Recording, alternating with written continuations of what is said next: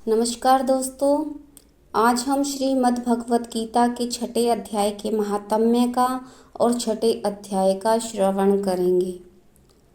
तो शुरू करते हैं। तो प्रेम से बोलिए जय श्री कृष्ण। श्री भगवान कहते हैं, सुमुखी, अब मैं छठे अध्याय का महात्म्य बतलाता हूँ, जिसे सुनने वाले मनुष्य के लिए मुक्ति करतलग गत हो जाती है। गोदावरी नदी के तट पर प्रतिष्ठानपुर पैठण नामक एक विशाल नगर है, जहाँ मैं पिपलेश के नाम से विख्यात होकर रहता हूँ। उस नगर में जानश्रुति नामक एक राजा रहते थे, जो भूमंडल की प्रजा को अत्यंत प्रिय थे। उनका प्रताप मार्तंड मंडल के प्रचंड तेज के समान जान पड़ता था। प्रतिदिन होने वाले उनके यज्ञ के धुएं से नंदन वन के कल्प वृक्ष इस प्रकार काले पड़ गए थे, मानो राजा की असाधारण दानशीलता देखकर वे लज्जित हो गए हों। उनके यज्ञ में प्राप्त पुरोडाश के रसास्वादन में सदा आसक्त होने के कारण देवता लोग कभी प्रतिष्ठानपुर को छोड़कर बाहर नहीं जाते थे। उनके दान के समय छोड़े हुए जल की धारा प्रताप रूपी तेज और यज्ञ के धूमों से पुष्ट होकर मेघ ठीक समय पर वर्षा करते थे। उस राजा के शासनकाल में इत्तियों, खेती में होने वाले 6 प्रकार के उपद्रवों को इत्तियों बोलते हैं, के लिए कहीं थोड़ा भी स्थान नहीं मिलता था और अच्छी नीतियों का सर्वत्र प्रसार होता था। वे बावली, कुएं और भोकरे खुदवाने के बहाने मानव प्रतिदिन पृथ्वी के भीतर की निधियों का अवलोकन करते थे। एक समय राजा के दान, तप, यज्ञ और प्रजा पालने संतुष्ट होकर स्वर्ग के देवता उन्हें वर देने के लिए आए। वे कमल का नाल के समान उज्ज्वल हंसों का रूप धारण कर अपनी पांखें हिलाते हुए आकाश मार्ग से चलने लगे। बड़ी उतावली के साथ उड़ते हुए वे सभी हंस परस्पर बातचीत भी करते जाते थे।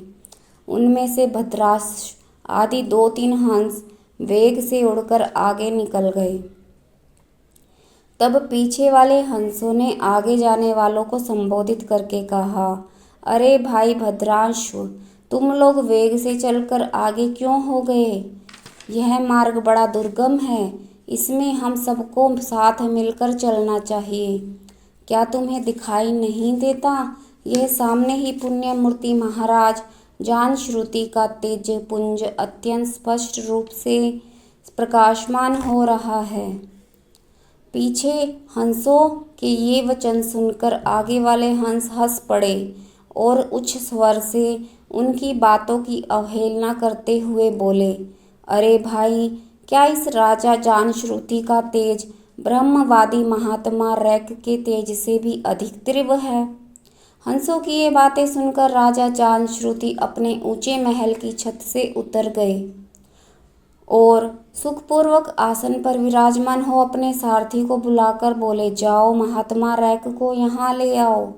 राजा का यह अमृत के समान वचन सुनकर मह नामक सारथी प्रसन्नता प्रकट करता हुआ नगर से बाहर निकला। सबसे पहले उसने मुक्तदायिनी काशीपुरी को यात्रा की, जहाँ जगत के स्वामी भगवान विश्वनाथ मनुष्यों को उपदेश दिया करते थे। उसके बाद वह गया क्षेत्र में पहुंचा, जहाँ प्रफुल्ल नेत्रों वाले भगवान गदाधर संपूर्ण लोकों का उद्धार करने के लिए निवास करते हैं। तदंतर नाना तीर्थों में भ्रमण करता हुआ सारथी पाप नाशिनी मथुरापुरी में गया। यह भगवान श्री कृष्ण का आदि स्थान है, जो परम मोक्ष महान प्रदान करने वाला है। वेद और शास्त्रों में वह तीर्थ त्रिभुवनपति भगवान गोविंद के अवतार स्थान के नाम से प्रसिद्ध है। नाना देवता और ब्रह्म ऋषि उसका सेवन करते हैं। मथुरा नगर कालिंदी के किनारे शोभा पाता है। उसकी आकृति अर्धचंद्र के समान प्रतीत होती है। वह सब तीर्थों के निवास से परिपूर्ण है। परम आनंद प्रदान करने के कारण सुंदर प्रतीत होता है। गोवर्धन पर्वत के होने से मथुरा मंडल की शोभा और भी बढ़ गई है। वह पवित्र वृक्षों और लताओं से आवृत है। उसमें 12 वन हैं। वह परम पुण्यमय तथा सबको विश्राम देने वाले श्रुतियों के सारभूत भगवान श्री कृष्ण की आधार भूमि है। तत्पश्चात मथुरा से पश्चिम और उत्तर दिशा की ओर बहुत दूर तक जाने पर सारथी को कश्मीर नामक नगर दिखाई दिया, जहाँ शंख के समान उज्ज्वल गगनचुंबी महलों की पंक्तियाँ भगवान शंकर के अट्ठास की भांति शोभा पाती हैं। जहाँ ब्राह्मणों के शास्त्रीय आलाप सुनकर मूक मनुष्य भी सुंदर वाणी और पदों का उच्चारण करते हुए देवता के समान हो जाते हैं। जहाँ निरंतर होने वाले यज्ञ धूम से व्याप्त होने के कारण आकाशमंडल मेघों से धुलते रहने पर भी अपनी कालीमा नहीं छोड़ता। जहाँ उपाध्याय के पास आकर छात्र जन्मकालीन अभ्यास से ही संपूर्ण कलाएं स्वतः पढ़ लेते हैं, तथा जहाँ मणिकेश्वर नाम से प्रसिद्ध भगवान चंद्रशेखर देहधारियों को वरदान देने के लिए नित्य निवास करते हैं। कश्मीर के राजा माणिक्येश ने दिग्विजय में समस्त राजाओं को जीतकर भगवान शिव का पूजन किया था, तभी से उनका नाम माणिकेश्वर हो गया। उन्हीं के मंदिर के दरवाजे पर महात्मा रैक एक छोटी सी गाड़ी पर बैठे अपने अंगों को खुजलाते हुए वृक्ष की छाया का सेवन कर रहे थे। इसी अवस्था में सारथी ने उन्हें देखा। राजा के बताए हुए भिन्न भिन्न चिन्हों से उसने शीघ्र ही रैक को पहचान लिया और उनके चरणों में प्रणाम करके कहा, ब्राह्मण आपके स्थान पर रहते हैं, आपका पूरा नाम क्या है? आप तो सदा स्वच्छंद विचरने वाले हैं, फिर यहाँ किस लिए ठहरे हैं? इस समय आपका क्या करने का विचार है? सारथी के ये वचन सुनकर परम आनंद में निमग्न महात्मा रैक ने कुछ सोचकर कहा, यद्यपि हम पूर्ण काम हैं, हमें किसी वस्तु की आवश्यकता नहीं है, तथापि कोई भी हमारी मनोवृत्ति के अनुसार परिचर्या कर सकता है। रैक के हार्दिक अभिप्राय को आदरपूर्वक ग्रहण करके सारथी धीरे से राजा के पास चल दिया। वहां पहुंचकर राजा को प्रणाम करके उसने हाथ जोड़ सारा समाचार निवेदन किया। उस समय स्वामी के दर्शन से उसके मन में बड़ी प्रसन्नता थी। सारथी के वचन सुनकर राजा के नेत्र आश्चर्य से चकित हो उठे। उनके हृदय में रैक का सत्कार करने की श्रद्धा जागृत हुई। उन्होंने 2 खच्चरियों से जुती हुई एक गाड़ी लेकर यात्रा की। साथ ही मोती के हार, अच्छे वस्त्र और 1 सहस्त्र गोएं भी ले ली। कश्मीर मंडल में महात्मा रैक जहाँ रहते थे, उस स्थान पर पहुंचकर राजा ने सारी वस्तुएं उनके आगे निवेदन कर दी और पृथ्वी पर पड़कर साष्टांग प्रणाम किया। महात्मा रैक अत्यंत भक्ति के साथ चरणों में पड़े हुए राजा जान श्रुति पर कुपित हो उठे और बोले, हे शूद्र, तू दुष्ट राजा है, क्या तू मेरा वृत्तांत नहीं जानता? यह खच्चरियों से जुती हुई अपनी ऊंची गाड़ी ले जा। ये वस्त्र, ये मोतियों के हार और ये दूध देने वाली गोएं भी स्वयं ही ले जा। इस तरह आज्ञा देकर रैक ने राजा के मन में भय उत्पन्न कर दिया। तब राजा ने शाप के भय से महात्मा रैक के दोनों चरण पकड़ लिए और भक्तिपूर्वक कहा, ब्राह्मण, मुझ पर प्रसन्न होइए। भगवान, आप में यह अद्भुत महात्म्य कहाँ से आया? प्रसन्न होकर मुझे ठीक ठीक बताइए।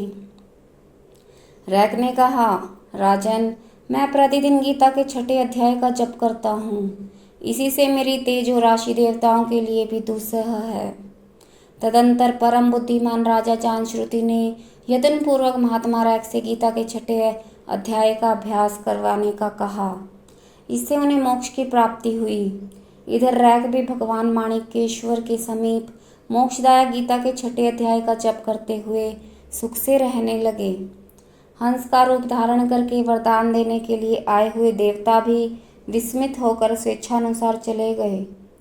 जो मनुष्य सदा इस एक ही अध्याय का जप करता है, वह भी भगवान विष्णु के ही स्वरूप को प्राप्त होता है, इसमें तनिक भी संदेह नहीं। अब हम गीता के 6 अध्याय का अध्ययन करेंगे। ये आपका 6 अध्याय का महात्म्य था। 6 अध्याय। ओम श्री परमात्मने नमः।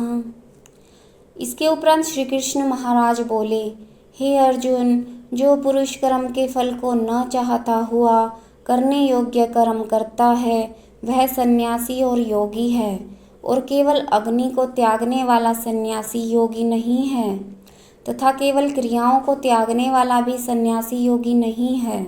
इसलिए हे अर्जुन, जिसको सन्यास ऐसा कहते हैं उसी को तू योग जान, क्योंकि संकल्पों को न त्यागने वाला कोई भी पुरुष योगी नहीं होता। समत्व बुद्धि रूप योग में आरूढ़ होने की इच्छा वाले मननशील पुरुष के लिए योग की प्राप्ति में निष्काम भाव से कर्म करना ही हेतु कहा है, और योगारूढ़ हो जाने पर उस योगारूढ़ पुरुष के लिए सर्व संकल्पों का भाव ही कल्याण में हेतु कहा है। जिस काल में न तो इंद्रियों के भोगों में आसक्त होता है तथा न कर्मों में ही आसक्त होता है, उस काल में सर्व संकल्पों का त्यागी पुरुष योगारूढ़ कहा जाता है। यह योगारूढ़ता कल्याण में हेतु कही है। इसलिए मनुष्य को चाहिए कि अपने द्वारा अपना संसार समुद्र से उद्धार करे और अपने आत्मा को अधोगति में न पहुँचावे, क्योंकि यह जीवात्मा आप ही तो अपना मित्र है और आप ही अपना शत्रु है, अर्थात कोई दूसरा शत्रु या मित्र नहीं है। उस जीवात्मा का तो वह आप ही मित्र है कि जिस जीवात्मा द्वारा मन और इंद्रियों सहित शरीर जीता हुआ है, और जिसके द्वारा मन और इंद्रियों सहित शरीर नहीं जीता गया है, उसका वह आप ही के शत्रु के सदृश शत्रुता में बरतता है। हे अर्जुन, सर्दी, गर्मी और सुख दुख आदि में तथा मान और अपमान में जिसके अंतःकरण की वृत्तियाँ अच्छी प्रकार शांत हैं, अर्थात विकार रहित हैं, ऐसे स्वाधीन आत्मा वाले पुरुष के ज्ञान में सच्चिदानंद घन परमात्मा सम्यक प्रकार से स्थित है, अर्थात उसके ज्ञान में परमात्मा के सिवा अन्य कुछ है ही नहीं। ज्ञान विज्ञान से तृप्त है, अंतःकरण जिसका तथा विकार रहित स्थिति जिसकी और अच्छी प्रकार जीती हुई है इंद्रियां जिसकी तथा समान है मिट्टी, पत्थर और सुवर्ण जिसके, वह योगी युक्त अर्थात भगवत की प्राप्ति वाला है।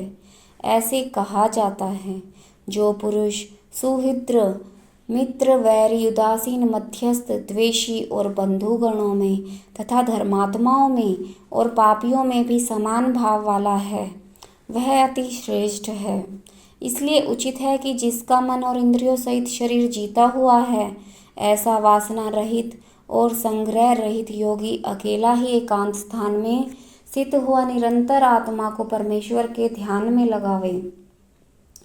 शुद्ध भूमि में कुशा, मृगछाला और वस्त्र हैं, उपरोपरि जिसके ऐसे अपने आसन को न अति ऊंचा और न अति नीचा स्थिर स्थापन करके और उस आसन पर बैठकर तथा मन को एकाग्र करके चित्त और इंद्रियों की क्रियाओं को वश में किया हुआ अंतःकरण की शुद्धि के लिए योग का अभ्यास करें।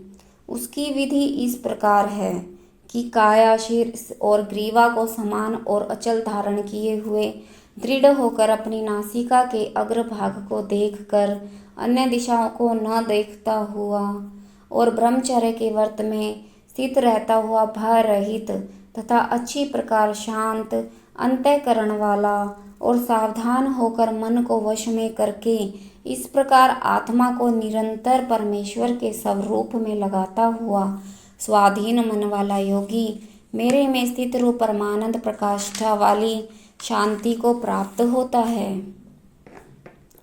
परंतु हे अर्जुन, यह योग न तो बहुत खाने वाले का सिद्ध होता है और न बिल्कुल न खाने वाले का, तथा न अति शयन करने वाले का, न ही अत्यंत जागने वाले का सिद्ध होता है। यह दुखों का नाश करने वाला योग तो यथा योग्य आहार और विहार करने वाले का तथा कर्मों में यथा योग्य चेष्टा करने वाले का और यथा योग्य शयन करने तथा जागने वाले का ही सिद्ध होता है। इस प्रकार योग के अभ्यास से अत्यंत वश में किया हुआ चित्त जिस काल में परमात्मा में ही भली प्रकार स्थित हो जाता है, उस काल में संपूर्ण कामनाओं से स्पृहा रहित हुआ पुरुष योग युक्त ऐसा कहा जाता है। जिस प्रकार वायु रहित स्थान में स्थित दीपक चलायमान नहीं होता, वैसे ही उपमा परमात्मा के ध्यान में लगे हुए योगी के जीते हुए चित्त की कही गई है। हे अर्जुन, जिस अवस्था में योग के अभ्यास से निरुद्ध हुआ चित्त उपराम हो जाता है और जिस अवस्था में परमेश्वर के ध्यान से शुद्ध हुई सूक्ष्म बुद्धि धरा परमात्मा को साक्षात्कार करता हुआ सच्चिदानंद घन परमात्मा में ही संतुष्ट होता है तथा इंद्रियों से अतीत केवल शुद्ध हुई सूक्ष्म बुद्धि द्वारा ग्रहण करने योग्य जो अनंत आनंद है, उसको जिस अवस्था में अनुभव करता है और जिस अवस्था में स्थित हुआ यह योगी भगवत स्वरूप से ही चलायमान नहीं होता है और परमेश्वर की प्राप्ति रूप जिस लाभ को प्राप्त होकर उससे अधिक दूसरा कुछ भी लाभ नहीं मानता है और भगवत प्राप्ति रूप जिस अवस्था में स्थित हुआ योगी बड़े भारी दुख से भी चलायमान नहीं होता है। जो दुख रूप संसार के संयोग से रहित है तथा जिसका नाम योग है, उसको जानना चाहिए। वह योग न उकताए हुए चित्त से अर्थात तत्पर हुए चित्त से निश्चय पूर्वक करना कर्तव्य है। इसलिए मनुष्य को चाहिए कि संकल्प से उत्पन्न होने वाली संपूर्ण कामनाओं को निशेषता से अर्थात वासना और आसक्ति सहित त्याग कर और मन के द्वारा इंद्रियों के समुदाय को सब ओर से ही अच्छी प्रकार वश में करके कर्म से अभ्यास करता हुआ उपरामता को प्राप्त होवे तथा धैर्य युक्त बुद्धि द्वारा मन को परमात्मा में स्थित करके परमात्मा के सिवा और कुछ भी चिंतन न करे। परंतु जिसका मन वश में नहीं हुआ हो, उसको चाहिए कि यह स्थिर न रहने वाला और चंचल मन जिस कारण से सांसारिक पदार्थों से विचरता है, उससे रोक कर बारंबार परमात्मा में ही निरोध करे। क्योंकि जिसका मन अच्छी प्रकार शांत है और जो पाप से रहित है और जिसका रजोगुण शांत हो गया है, ऐसे इस सच्चिदानंद घन ब्रह्मा के साथ एक ही भाव हुए योगी को अति उत्तम आनंद प्राप्त होता है। वह पाप रहित योगी इस प्रकार निरंतर आत्मा को परमात्मा में लगाता हुआ सुखपूर्वक पर ब्रह्म परमात्मा की प्राप्ति रूप अनंत आनंद को अनुभव करता है।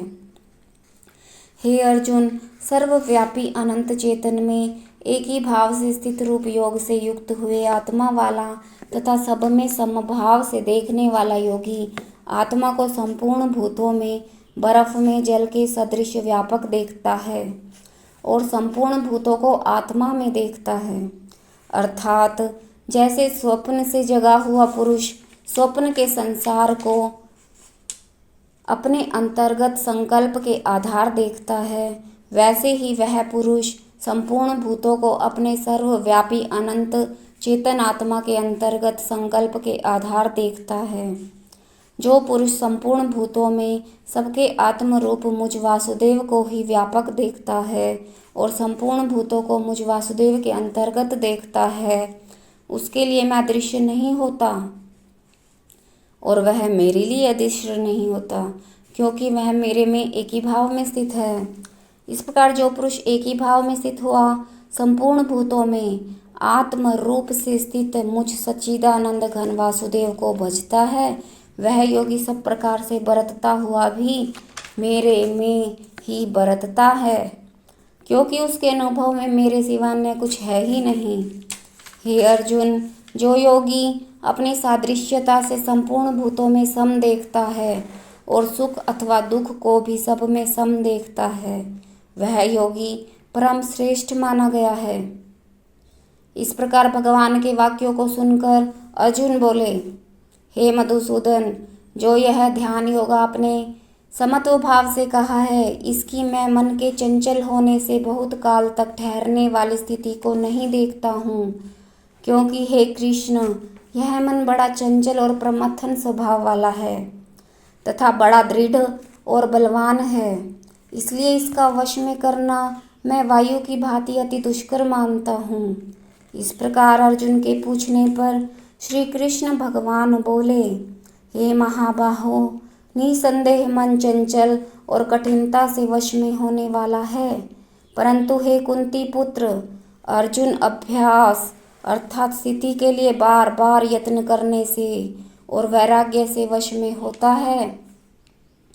इसलिए इसको अवश्य वश में करना चाहिए, क्योंकि मन को वश में न करने वाला पुरुष योग दुष्प्राय है, अर्थात प्राप्त होना कठिन है, और स्वाधीन मन वाले प्रयत्नशील पुरुष द्वारा साधन करने से प्राप्त होना सहज है। यह मेरा मत है। इस पर अर्जुन बोले, हे कृष्ण, योग से चलायमान हो गया है मन जिसका, ऐसा शिथिल यत्न वाला श्रद्धा युक्त पुरुष योग की सिद्धि को अर्थात भगवत साक्षात्कार को न प्राप्त होकर किस गति को प्राप्त होता है। हे महाभावो, क्या वह भक्ति भत्व वत्स प्राप्ति के मार्ग में मोहित हुआ आश्चर्य रहित पुरुष छिन्न भिन्न बादल की भांति दोनों ओर से अर्थात भगवत प्राप्ति और सांसारिक भोगों से भ्रष्ट हुआ नष्ट तो नहीं हो जाता। हे कृष्ण, मेरे इस संशय को संपूर्णता से छेदन करने के लिए आप ही योग्य हैं, क्योंकि आपके सिवा दूसरा इस संशय का छेदन करने वाला मिलना संभव नहीं है। इस प्रकार अर्जुन के पूछने पर श्री कृष्ण भगवान बोले, हे पार्थ, उस पुरुष का न तो इस लोक में और न परलोक में ही नाश होता है, क्योंकि हे प्यारे, कोई भी शुभ कर्म करने वाला अर्थात भगवत अर्थ कर्म करने वाला दुर्गति को नहीं प्राप्त होता, किंतु वह योग भ्रष्ट पुरुष पुण्यवानों के लोकों को अर्थात स्वर्गादिक उत्तम लोकों को प्राप्त होकर उनमें बहुत वर्षों तक वास करके शुद्ध आचरण वाले श्रीमान पुरुषों के घर में जन्म लेता है। अथवा वैराग्यवान पुरुष उन लोकों में न जाकर ज्ञानवान योगियों के ही कुल में जन्म लेता है। परंतु इस प्रकार का जो यह जन्म है, जो संसार में निसंदेह अति दुर्लभ है, वह पुरुष वहाँ उस पहले शरीर में साधन किए हुए बुद्धि के संयोग को अर्थात समत्व बुद्धि योग के संस्कारों को अनायास ही प्राप्त हो जाता है।